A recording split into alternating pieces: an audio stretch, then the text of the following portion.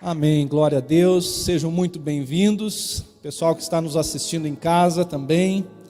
Estou muito feliz por estar mais uma vez aqui com vocês, estou com uma expectativa muito grande em Deus, amém, queridos? Nós precisamos colocar nossa expectativa no lugar certo.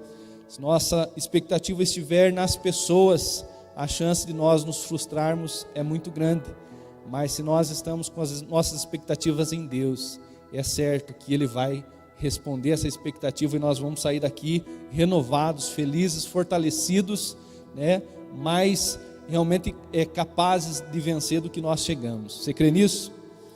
Especialmente porque vamos, falar sobre o Espírito Santo. O Espírito Santo é o nosso amigo, é o nosso consolador, é o nosso conselheiro, é o nosso refrigério, é o nosso ajudador, né? Faltam palavras para descrever, o Espírito Santo, e é impossível até mesmo descrevê-lo, mas nós precisamos estar sempre aprendendo sobre ele, para que nós possamos desfrutar, daquilo que ele pode fazer por nós, e também que nós possamos então, cooperar com ele, que nós também precisamos ser cooperadores do Espírito Santo, amém? Pode ser que o assunto que eu vou trazer para vocês, já seja conhecido, mas eu creio que sempre Deus acrescenta, Não importa se nós já somos, conhecedores da palavra, conhecedores profundos da palavra, há sempre novidade de vida em Deus. Ele é o Deus da multiforme graça. Então, a graça que está em mim, a graça que está em você, e a graça que Ele vai acrescentar hoje, ela se renova a cada manhã, amém? E para nós começarmos, queridos, eu queria que você abrisse o livro de 2 Coríntios, capítulo 13, versículo 14. Nós vamos iniciar entendendo que o nosso Deus, o Deus Pai, o Deus Filho e o Deus Espírito Santo, que são uma só pessoa, ou melhor, que são um só Deus, mas são três pessoas. É difícil explicar isso, um Deus triuno, três em um. Eles, apesar de ser na essência o mesmo Deus, têm tarefas diferentes. E isso é muito interessante, é importante que nós saibamos. E nesse texto de 2 Coríntios capítulo 13, versículo 14, em algumas versões da Bíblia está no versículo 13, por exemplo, na Almeida atualizada está no 2 Coríntios 13, 13, que diz assim: a graça do Senhor Jesus Cristo, o amor de Deus e a comunhão do Espírito Santo sejam com todos vós. Nesse texto, nesse pequeno texto, nós vemos que o apóstolo Paulo, ao dar ali a bênção sacerdotal, era algo comum nas cartas de Paulo, ele finalizava sempre com essa bênção sacerdotal. Ele descreve a função do Pai, do Filho e do Espírito Santo, de forma muito limitada, é claro, mas nós podemos ver nesse texto que ele atribui ali a graça ao Senhor Jesus. E de fato, queridos, se nós vamos conferir na palavra, nós vemos que nós somos salvos pela graça, e essa graça vem do sacrifício de Jesus na cruz. Confere o que Paulo está falando, confere com o restante das Escrituras. Nós vamos ver ainda, nesse mesmo texto, que o amor vem do Pai. Isso não quer dizer que a graça está só no Filho, que o amor está só no Pai, que a comunhão está só no Espírito, mas nós entendemos que há atributos, para cada pessoa da Trindade, e o amor está no Pai. O que diz João 3,16? E Deus amou o mundo. É claro que Jesus também amou o mundo, mas a Bíblia nos dá esse entendimento, e nós vamos falar sobre o Espírito Santo hoje. É importante que você foque nisso, que o Espírito Santo é aquele que gera comunhão. Nós estamos aqui, num pequeno grupo, mas há mais pessoas assistindo nós pelo YouTube. Ao redor desse mundo há uma multidão de cristãos, e nós podemos ter comunhão uns com os outros, mesmo sendo diferentes, mesmo tendo muitos defeitos. Por quê, queridos? Porque o Espírito Santo está trabalhando nessa comunhão. O Espírito Santo é como se fosse a cola. Ele pega cada pedacinho do corpo de Cristo, que somos nós, cada um de nós é uma peça desse corpo, e o Espírito Santo vai colando um no outro, vai aparando as arestas, vai fazendo as coisas se encaixar. Uma igreja funciona porque o Espírito Santo trabalha nela. Quando nós não damos lugar para o Espírito Santo trabalhar nas nossas vidas, se torna impossível ser igreja, se torna impossível ter comunhão. Quando nós deixamos o nosso egoísmo né, prevalecer, quando nós deixamos os nossos interesses prevalecerem, a igreja simplesmente, né, se aparta. Mas quando nós nos entregamos à obra do Espírito Santo, a igreja cresce em unidade. Amém? Então, meu desafio para cada um de nós é que você deixe nessa noite, não apenas nessa noite, mas todos os dias que o Espírito Santo trabalha na tua vida, né, fazendo o papel dele, que é colar um no outro, que é juntar esse monte de pessoas diferentes, cheias de defeito, e fazer algo tremendo. Amém? Nós vamos ainda ver, queridos, para você entender melhor esse exemplo que eu estou dando, né, de que cada pessoa da Trindade tem um papel, eu vou falar aqui sobre a construção civil, algo muito comum, todo mundo sabe bem como funciona. Em uma grande obra, existem pelo menos 3 pessoas, né, tipos de pessoas com obras diferentes. Por exemplo, né, se você vai construir um prédio, você precisa de alguém, né, que arquitete esse prédio, né, que faça realmente um levantamento, né, do peso, da necessidade de ferragem, da necessidade de fundação, e essa pessoa é o engenheiro e o arquiteto. E aqui entra uma pessoa da Trindade, e essa pessoa que faz o papel do engenheiro, do arquiteto, é o Pai, é o Deus Pai. Depois nós precisamos de um mestre de obras, de alguém que gerencie essa obra, que esteja ali acompanhando, dizendo: olha, agora é hora de executar esse serviço, depois nós vamos executar aquele outro serviço, e a obra ela então vai, né, sendo realizada sob, né, o cuidado desse mestre de obras que se chama Jesus, o Filho. E a terceira pessoa nesse contexto da construção civil é o pedreiro. E aqui é aquele que realmente põe a mão na massa, né? E esse pedreiro, esse que faz realmente as coisas acontecer nas nossas vidas, é o Espírito Santo. Amém? Nós poderíamos acrescentar mais pessoas nessa obra. Poderia ter o servente, né? Poderia ser os anjos aí, né, servindo ao Espírito Santo. Poderia ser eu e você como servos de Deus, cooperando para essa obra. Mas nós vamos nos limitar nessa noite a entender isso, que o Pai, o Filho e o Espírito Santo, embora sendo um, tem tarefas diferentes na minha vida e na tua vida, e nós precisamos entender para cooperar com eles. Amém? Eu quero que você leia ainda lá em 1 Coríntios capítulo 12, versículo 4 ao 6, e aqui nós vemos mais uma vez a Bíblia nos dando, né, margem para entender que as coisas funcionam dessa maneira. 1 Coríntios 12, do 4 ao 6, diz assim: há diferentes tipos de dons, mas o Espírito é o mesmo. Há diferentes tipos de ministérios, mas o Senhor é o mesmo. Há diferentes formas de atuação, mas é o mesmo Deus quem efetua tudo em todos. Aqui, né, o apóstolo Paulo, mais uma vez falando aos Coríntios, ele deixa claro, né, que os dons é atributo do Espírito Santo, que os ministérios é atributo do Filho, e que esse ministério da atuação, aqui engloba muitas coisas: operação de milagres, socorro, governo, está atribuído ao Pai. Amém? Você entendeu bem? Então, dons é atributo do Espírito, ministérios é atributo do Filho, e, né, atuação ou formas de atuação são atributos do Pai. E pensando, queridos, para a gente realmente entender melhor ainda, porque é possível, né?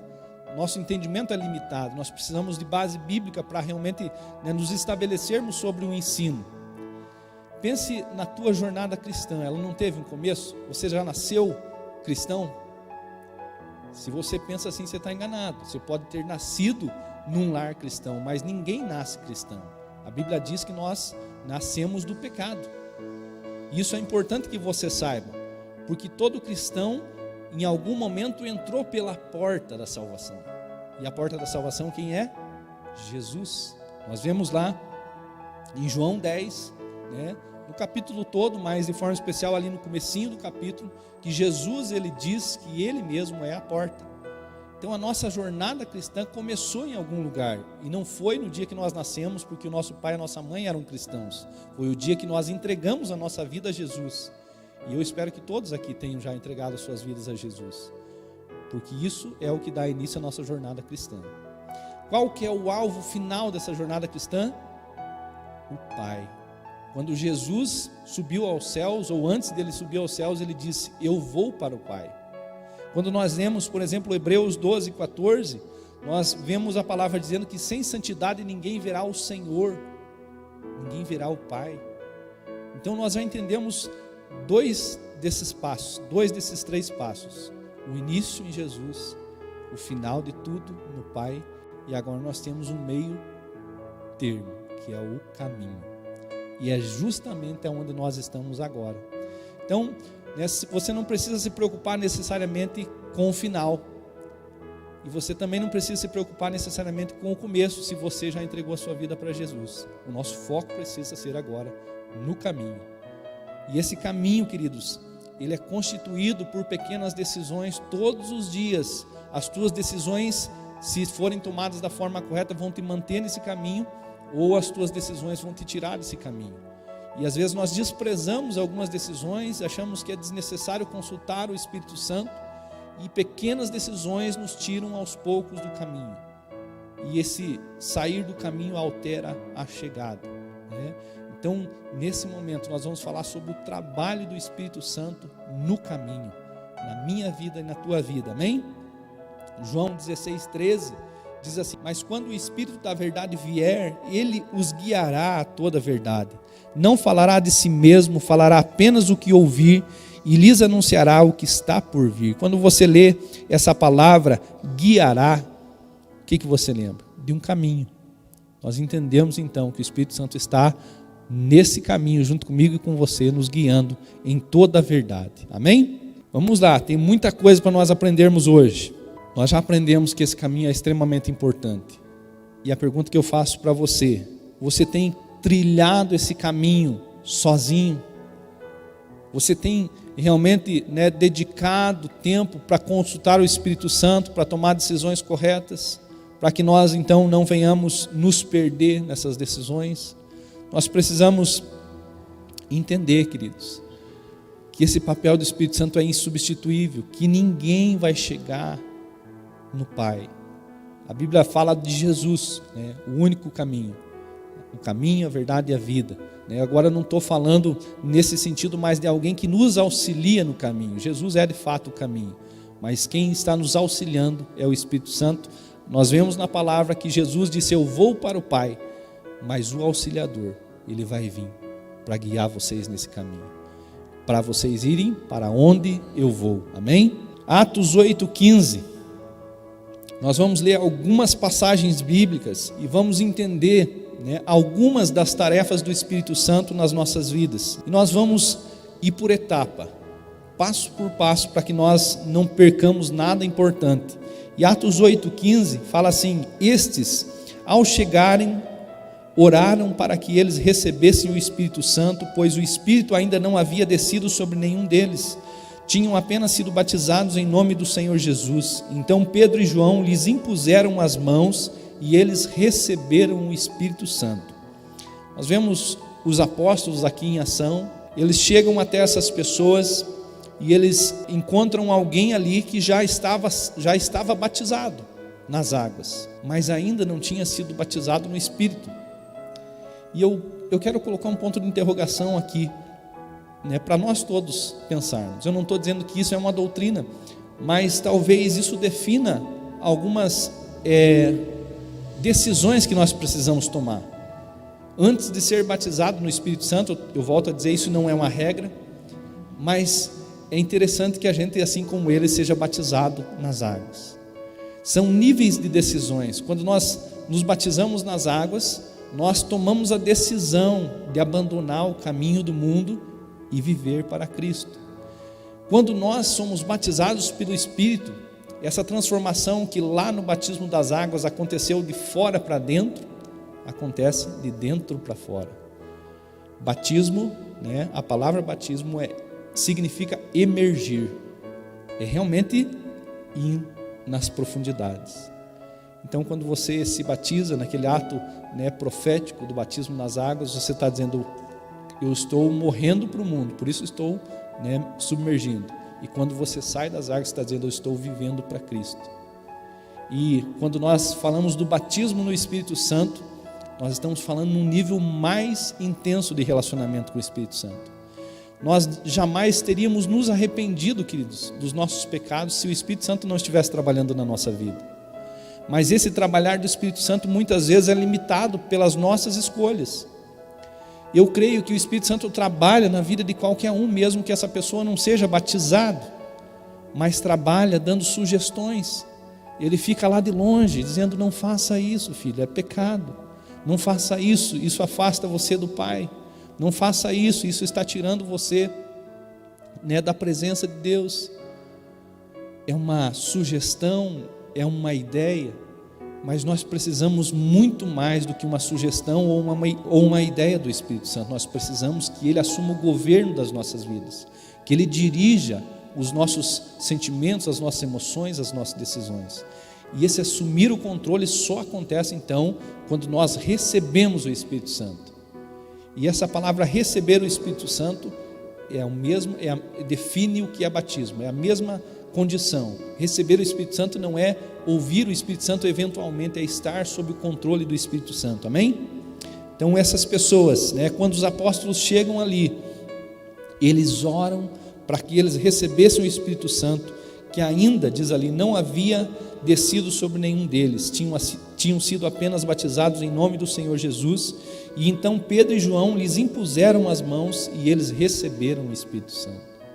Agora nós estamos limitados a impor as mãos de longe, mas isso impede que você receba o Espírito Santo? Isso impede que eu receba o Espírito Santo? Não. Eu creio, queridos, que nós podemos, se você ainda não tem essa convicção de que recebeu o Espírito Santo, eu creio que você pode sair daqui convicto, da presença do Santo Espírito, amém? Vamos lá em Marcos 1:8, esse texto deixa mais claro aqui o que é receber o Espírito Santo, e diz assim: eu os batizo com água, mas Ele os batizará com o Espírito Santo. Jesus veio para nos batizar com o Espírito Santo, amém? Nós vemos na palavra de Deus, de várias formas nós vemos o Espírito Santo simbolizado. Em alguns momentos nós vemos que um símbolo do Espírito Santo é o fogo, por exemplo. Em alguns momentos nós vemos que um dos símbolos do Espírito Santo é a água. E eu queria que você pensasse nisso, já que nós estamos falando de batizar, e batizar tem a ver com água.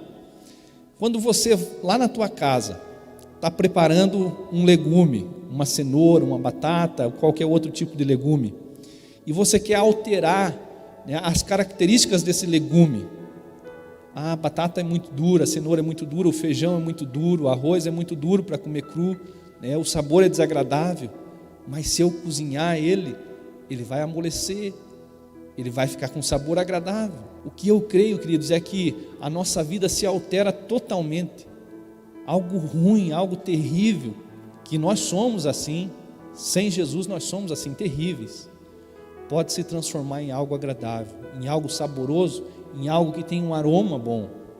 Eu tenho alguns exemplos, algumas pessoas que passaram pela minha vida, quando eu ainda não servia na igreja, quando eu ainda trabalhava em empregos seculares, eu conheci algumas pessoas antes e depois de Jesus, e eu falo sem vergonha aqui de dizer para você, queridos, quando eu tinha a oportunidade de me desviar, de atender algumas pessoas, eu me desviava, porque era insuportável. Algumas pessoas, antes de conhecer Jesus, elas são insuportáveis. E se eu tivesse a chance de dizer, olha, atenda você, eu deixava essa outra pessoa atender. Mas eu tive a oportunidade de conhecer essa mesma pessoa depois de mergulhar no Espírito Santo. E, queridos, é muito bom estar com alguém que é cheio do Espírito Santo. Se as pessoas andam se desviando de você, isso é um mau sinal. Mas se elas dizem, olha, como é bom estar perto de você, eu gosto de te ouvir, eu gosto de conversar com você, pode ser sinal de que o Espírito Santo está exalando o seu bom perfume através da tua vida, amém? E imagine, vamos voltar lá para o exemplo do legume. Você mergulha ele na água, depois de algum tempo ele já não é mais duro. Se essa água tiver sabor, esse legume vai passar a ter o mesmo sabor. Se essa água tiver aroma, esse legume vai passar a ter o mesmo aroma, vai mudar a sua essência, vai mudar não só por fora, mas por dentro também. Se essa água tiver cor, esse legume vai mudar a sua cor também. Sabe, muitas vezes nós passamos anos na igreja, ouvindo falar do Espírito Santo, mas nos limitamos a isso, não mergulhamos no Espírito Santo. E quando só ouvimos falar do Espírito Santo, as coisas continuam assim, você continua exposto à água do Espírito, mas essa água não altera a tua essência. Mas se nós mergulhamos, se nós nos deixamos ser alterado por Ele, dia após dia nós nos tornamos outra pessoa, amém? Esse é o nosso alvo, é o teu alvo também? Vamos lá, Hebreus 10, versículo 15. Quando nós mergulhamos no Espírito, Ele nos ajuda a ter convicção do perdão de Deus e da nossa salvação. Parece, queridos, errado, né, a gente dizer, eu tenho certeza da minha salvação. Eu quero fazer essa pergunta para você. Você tem certeza da tua salvação? Tem certeza, querido? Se Jesus voltar hoje, se Jesus daqui um pouquinho ele passar por aqui para levar a sua igreja, você vai ou você fica? Está faltando essa convicção? Por que está faltando a convicção? Porque você está pensando que é pela tua obra que você vai ser salvo? Porque você pecou? Eu também pequei. Provavelmente pequei e desagradei o Senhor, né? Durante essa semana, talvez durante hoje, o dia. Mas eu entendo que a minha salvação não depende apenas dos meus esforços. Depende sim do sacrifício de Jesus que me substituiu na cruz.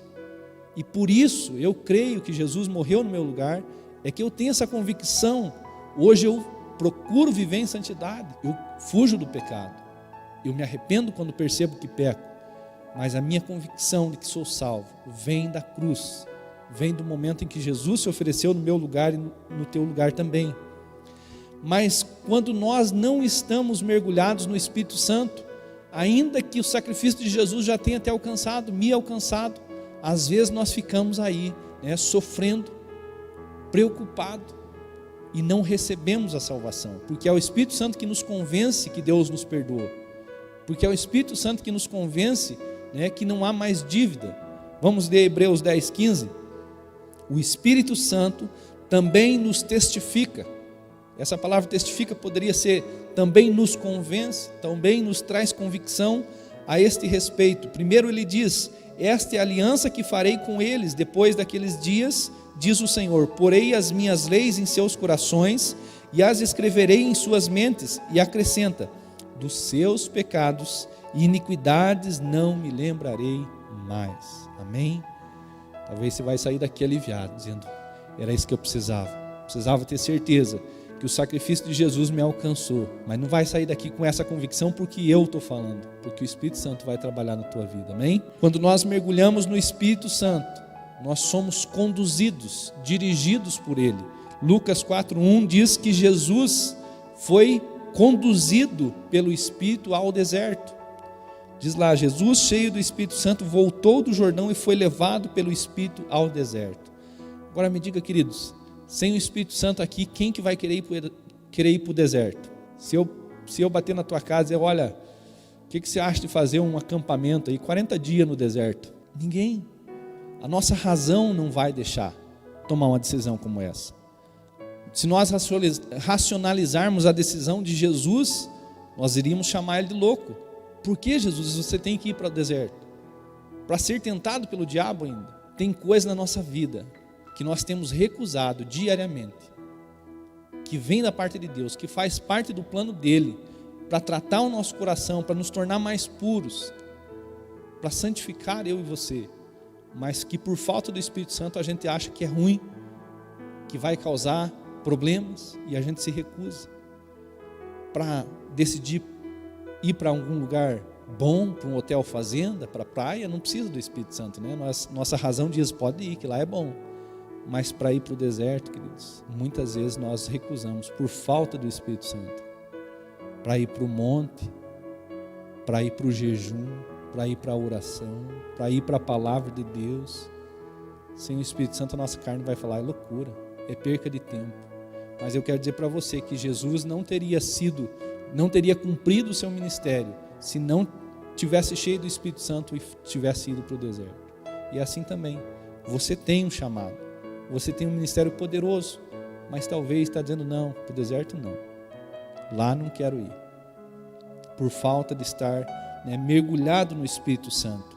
Lucas 2:26 Diz assim: fora-lhe revelado pelo Espírito Santo que ele não morreria antes de ver a Cristo, o Cristo do Senhor. Está falando de Simeão, um homem, né, que orava a Deus, para que ele tivesse a oportunidade de ver Jesus, e porque ele estava mergulhado no Espírito, o Espírito Santo revelou para ele que ele não morreria sem ver o Cristo, né?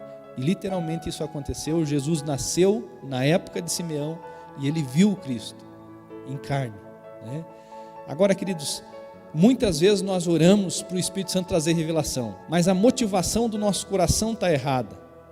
No meio cristão é muito comum as pessoas, né, usarem os seus dons para se sobressair, dizer: olha, eu sou um cristão diferenciado, Deus traz revelação para mim. Nós precisamos mergulhar no Espírito Santo não para sentir maior ou melhor que as outras pessoas, mas porque saber o que vai acontecer lá na frente é muito importante, principalmente quando o nosso caminho é perigoso, e esse mundo jaz do maligno, e talvez no próximo passo teu haja uma cilada de Satanás. Mas se você está mergulhado no Espírito Santo, ele pode trazer revelação. Daqui um pouquinho pode bater alguém lá na tua porta e falar: olha, vem aqui me ajudar, ou vamos sair, vamos fazer tal coisa. Se você estiver mergulhado no Espírito Santo, ele vai ter a oportunidade de dizer: olha, cilada, não participe, não vá. Estou dando um exemplo. Então não pense que, né, aquilo que nós chamamos de conhecimento revelado, revelação, é algo para aumentar aí, né, a tua reputação na vida cristã, mas é para livrar você de problemas, ou é para consolar você, porque Simeão foi consolado. Ele buscou a vida inteira dele ter essa experiência de ver o Cristo, e o Espírito Santo disse para ele: você verá. Amém, queridos? Então, entenda que nós precisamos mergulhar no Espírito para que Ele nos revele os próximos passos. Sem essa ajuda, nós podemos cair facilmente em ciladas. Quando nós mergulhamos no Espírito, Ele nos ensina, Ele amplia a nossa capacidade. Sem o Espírito Santo, eu não poderia jamais pregar a palavra. Você também não vai poder, porque o conhecimento da palavra vem através do Espírito Santo nos ensinando o seu significado, a sua, né, a direção que a palavra quer nos conduzir, né? Então nós precisamos aprender não só a letra. A Bíblia diz isso, que a letra mata, mas o Espírito vivifica. A letra não é necessariamente a Bíblia, ler a Bíblia. Está falando da lei. Se nós não entendermos para onde Deus quer nos conduzir com a sua palavra, nós podemos pegar caminhos errados por não entender. Então nós precisamos do Espírito Santo até mesmo para aprender. Lucas 12:12, pois naquela hora o Espírito Santo lhes ensinará o que devem dizer. O que você deve dizer agora? Amém. Assim seja. Eu quero esse Espírito Santo. Eu quero aprender com Ele. Eu quero ser guiado por Ele. Eu quero ter a minha essência alterada pela presença dEle. João 16:7, mas eu lhes afirmo que é para o bem de vocês que eu vou. Se eu não for o conselheiro, não virá para vocês, mas se eu for, eu o enviarei. Essa palavra conselheiro, em algumas versões da Bíblia também está como consolador. Ele é conselheiro e é consolador. Às vezes ele nos consola com conselho, às vezes ele nos aconselha com consolo. Que legal isso, né? Ele é tremendo. Mas está dizendo aqui que se nós mergulharmos no Espírito Santo, nós não vamos ficar sem um conselho nas horas difíceis da vida, nas horas que você está numa encruzilhada sem saber que direção tomar. O conselheiro vai estar presente. Nas horas difíceis da vida, o consolador também vai estar presente. Não vai nos deixar prostrado nas dificuldades. Amém? Quando nós mergulhamos no Espírito, Ele nos lembra das coisas importantes. Quem aqui tem dificuldade com a memória? Eu tenho bastante dificuldade. E às vezes eu estou lendo a Bíblia dizendo: meu Deus, eu acabei de ler esse texto, não sei mais o que dizia. Mas quando eu preciso, o Espírito Santo me lembra. Isso é tremendo. Muitas pessoas deixam de ler a Bíblia, porque está dizendo assim: não vou entender nada. Não estou entendendo nada, não me lembro de nada do que eu li há 30 segundos atrás. Mas se você mergulhar no Espírito, quando você precisar da revelação dessa palavra, Ele vai trazer para você. Isso está escrito em João 14:26. Mas o Consolador, o Espírito Santo, a quem o Pai enviará em meu nome, esse vos ensinará todas as coisas e vos fará lembrar de tudo o que tenho vos dito. Agora, vamos fazer uma pausa aqui. Como o Espírito Santo vai lembrar você de algo que você não leu? Como que o Espírito Santo vai lembrar você de algo que você não aprendeu? Aí querer demais, não é? Nós precisamos, no mínimo, fazer a nossa parte. Mergulhar também na palavra de Deus, para que Ele possa, então, nos lembrar, nos guiar por essa palavra. Amém? Quando nós mergulhamos no Espírito Santo, Ele nos convence. Uma das tarefas mais importantes do Espírito Santo é nos convencer. Convencer do juízo, do pecado e da justiça. É isso que diz lá em João 16:8, que Ele nos convence, queridos. Você já deve ter tantas experiências como essa que bateram na tua porta. Pai, mãe, irmão, mulher, filho, tentando convencer você que você estava errado. Eu já tive experiências como essa. Nada deu certo. Pastor, um minutinho com o Espírito Santo.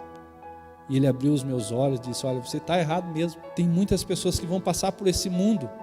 E Deus, mandou dezenas de pessoas para falar com ela. E nós vemos isso na palavra.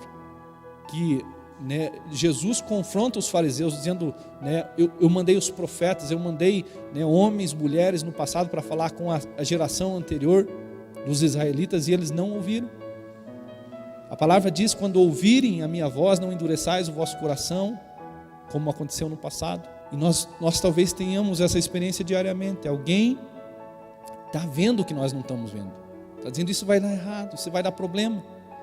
Mas como a gente não está mergulhado no Espírito Santo, como Ele vai nos convencer? Como o Espírito Santo vai te convencer daquilo que é realmente justo? Nosso padrão de justiça é totalmente diferente da justiça de Deus. Como o Espírito Santo vai nos convencer do juízo? Queridos, tem muitas pessoas vivendo de forma errada, dizendo que Deus é amor e por isso eles podem fazer tudo errado.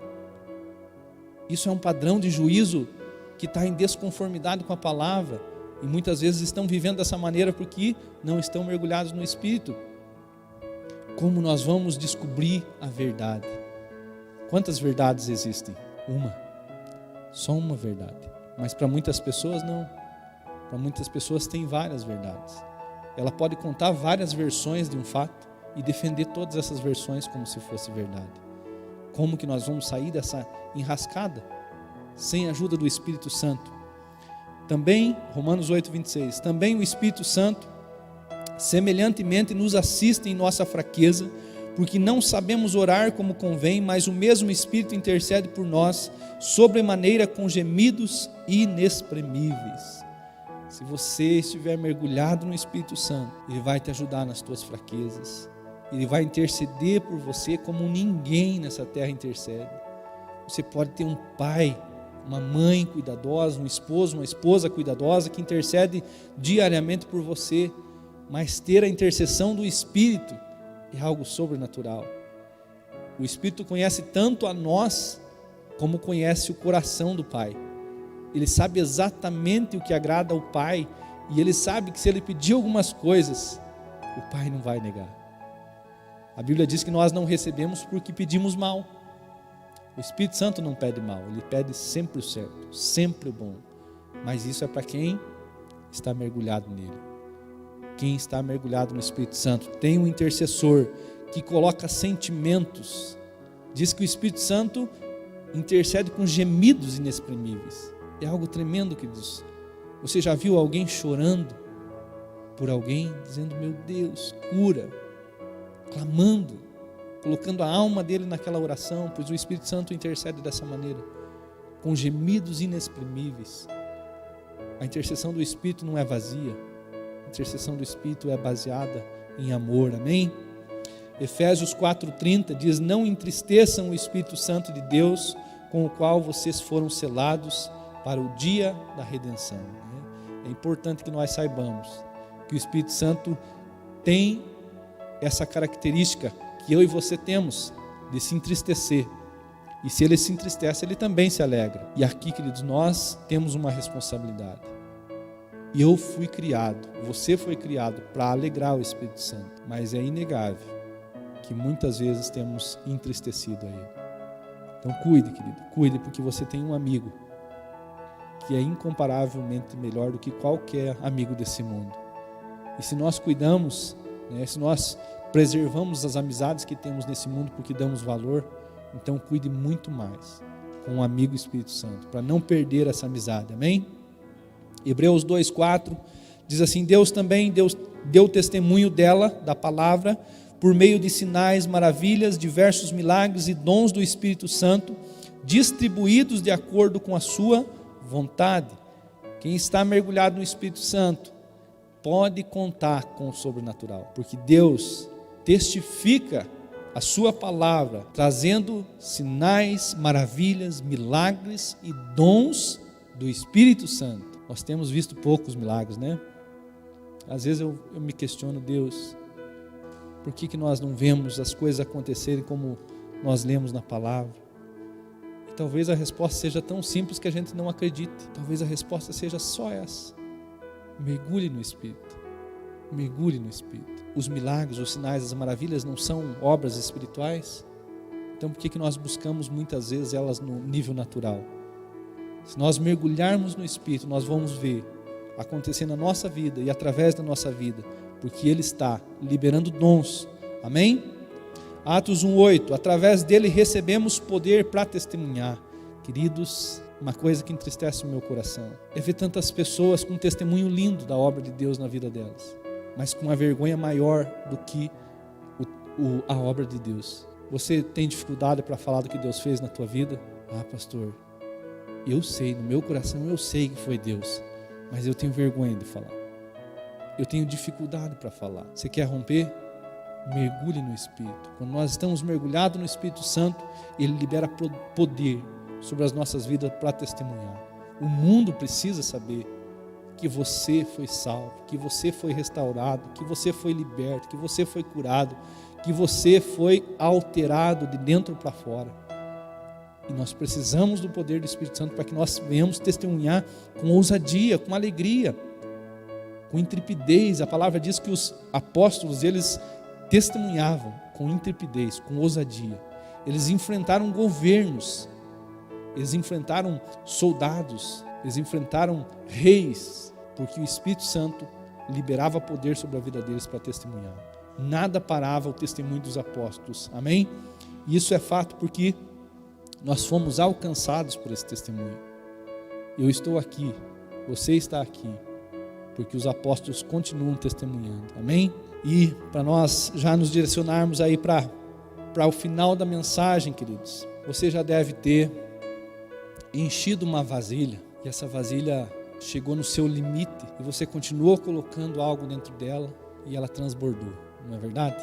Isso é algo comum. O que mais nós precisamos? O que mais nós precisamos para ser igreja, para ser uma igreja poderosa em Deus, é transbordar do Espírito Santo. Quando nós transbordamos do Espírito Santo, sempre que alguém recebe uma medida maior do que pode suportar do Espírito Santo, nasce um ministério, nasce um chamado. O nosso problema é que coisas naturais nós queremos mais do que nós podemos, mas coisas espirituais a gente fala, não, Senhor, tá bom aqui, chega, já estou cheio. Nós limitamos o sobrenatural, mas nós precisamos, querido. O meu desafio para você, já que esse é o ano do desafio, é transbordar hoje, que o teu ministério tome uma outra dimensão, que se você não está atuando no ministério, então que você comece, porque é o transbordar do Espírito Santo na nossa vida que faz ministérios nascerem e que faz o chamado ser estabelecido na prática. E eu tenho certeza do que falo para vocês. Vocês têm um chamado poderoso em Deus, um ministério extraordinário em Deus, mas nos falta muitas vezes esse transbordar do Espírito Santo. Amém?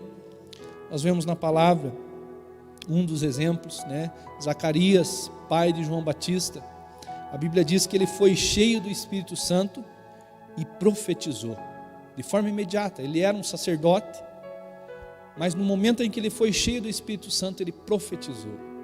Assim acontece com um pastor, uma pessoa comum, uma pessoa simples, uma pessoa limitada, cheia do Espírito Santo, sai desejoso por cuidar de vidas.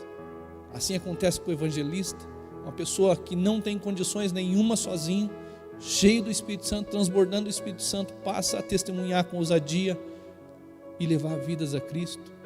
O mestre, você acha que o mestre na palavra, aquela pessoa que, né, pega a palavra ali e faz você ficar de boca aberta ouvindo ele, você acha que é capacidade humana? Não, querido, é transbordar do Espírito Santo. Você quer ser um mestre, quer ser um pastor, quer ser um profeta, quer ser um apóstolo, pessoas comuns, queridos, que nós desprezaríamos se conhecêssemos, elas estão abrindo igrejas ao redor do mundo nesse momento, porque o Espírito Santo transbordou sobre a vida delas. Mas nós aqui, cheio de potencial, cheio de graça de Deus, de dons, porque não nos dispomos a mergulhar nesse Espírito, porque não permitimos que Ele derrame mais do que nós podemos reter. Estamos muitas vezes limitados a assistir um culto. Eu tenho certeza que Deus quer mais em mim e de você. Amém? Queria que você ficasse de pé. Eu quero ler ainda 2 textos, queridos, que vão fechar aqui o nosso aprendizado na palavra. Joel 2, 28 e 29. Promessa de Deus para a minha vida, para a tua vida. Promessa de Deus para as gerações que já passaram, para as atuais gerações, para as gerações que vão vir depois de nós. E depois disso derramarei do meu espírito sobre todos os povos. Os seus filhos e as suas filhas profetizarão. Os velhos terão sonhos, os jovens terão visões. Até sobre os servos e as servas derramarei do meu espírito naqueles dias. Amém? Essa promessa não é só para aquele povo contemporâneo a Joel. É para mim, é para você nessa noite. Deus quer derramar o seu Espírito sobre nossas vidas. Mas há uma outra possibilidade real que nós precisamos entender também. A Bíblia dá a entender, queridos, eu quero que você me escute nesse momento, não como alguém que está criando uma nova doutrina, mas em 2 Tessalonicenses 2, 7 e 8, a Bíblia nos dá a entender que em algum momento o Espírito Santo vai ser tirado também. E talvez eu e você, com uma promessa tão tremenda como essa, vamos ficar sem o Espírito Santo. Veja o que diz lá. A verdade, 2 Tessalonicenses 2,7. A verdade é que o mistério da iniquidade, o reino das trevas, já está em ação. O anticristo já está em ação. Restando apenas que seja afastado aquele que o agora o detém. Pausa. Quem que detém a ação do maligno no caminho? Quem que nos livra do engano, dos sofismas, das ciladas? O Espírito Santo. O que está detendo o reino das trevas nesse momento é o Espírito Santo. Você está aqui nesse momento sendo edificado, sendo desafiado a permanecer firme na fé, porque o Espírito Santo está atuando. Mas eu quero perguntar para você, como vai ser a nossa vida sem o Espírito Santo? Então você pode sair da mesma maneira que você entrou, mas você pode sair daqui decidido a mergulhar nesse Espírito e a desfrutar dessa promessa antes, que eventualmente esse Espírito seja tirado. Vou continuar lendo. Então será revelado o perverso, a quem o Senhor Jesus matará com o sopro de sua boca e destruirá pela manifestação de sua vida. Queria que você fechasse os teus olhos, e nesse momento, querido, sabendo dessa promessa tão tremenda de Joel, sabendo também dessa possibilidade de ficarmos sem o Espírito Santo em algum momento da história do cristianismo, que provavelmente vai acontecer no momento de tribulação, eu queria perguntar para você, diferente do que outras vezes eu perguntei. Já ministrei várias vezes e eu sempre orientei você a perguntar para Deus para quê. Mas nessa noite eu quero orientar você a perguntar por quê. E a pergunta que você vai fazer não é direcionada para Deus. A pergunta que você vai fazer não é direcionada para as pessoas ao teu redor. A pergunta que você vai fazer é direcionada para você.